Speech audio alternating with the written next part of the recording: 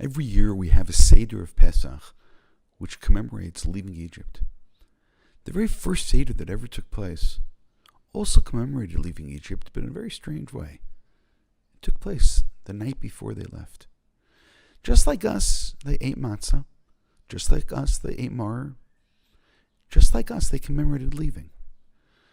The only difference is they celebrated before it happened. Which means while we try to have a memory, to think about the past, they thought about the future.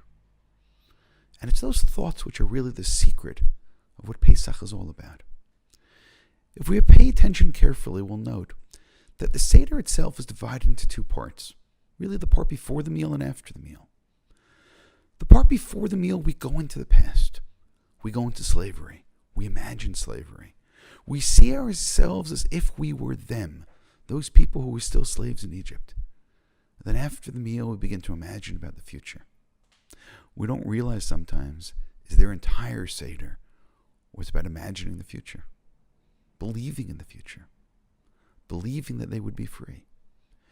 Just like us, they ate the matzah because they believed that they were going to leave so quickly they wouldn't have time for the bread to rise.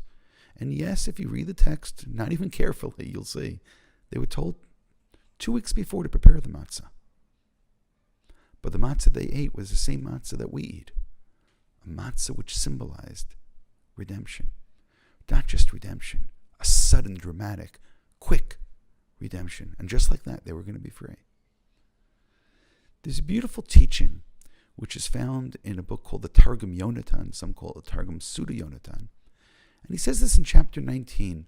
The verse says, God speaks to the people. God says to Moshe to tell the people, you saw that I took you out of Egypt on the wings of eagles, and I brought you to me. So the simple reading of the text is that God took us out and brought us to Mount Sinai. I brought you to me.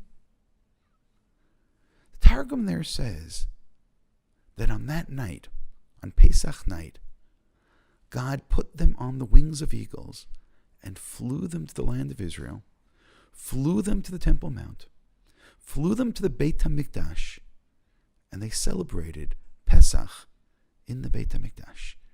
Now, on the one hand, I can say that it's merely trying to tell me something which is perhaps a halachic statement. How can you have the Korban Pesach, the Pesach offering, outside of the Beit HaMikdash?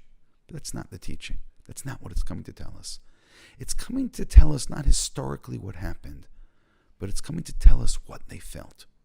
The Jews that night in Egypt, while still enslaved, they weren't free yet, felt that night as if they were free. And that's the secret of redemption.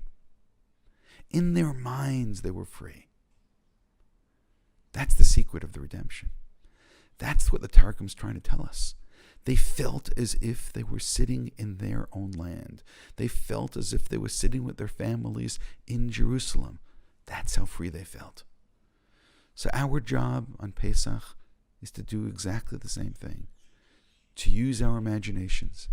To imagine what it would be like if we were slaves, and to imagine what it's like to stand up and walk away from slavery, what it's like to be free. But the first step of freedom is believing in the possibility. The first step of freedom is freeing our imaginations. The first step of freedom is being able to broaden our inner world into believing that God is with us, and God can take us by the hand and can fly us on the wings of eagles and take us to complete freedom.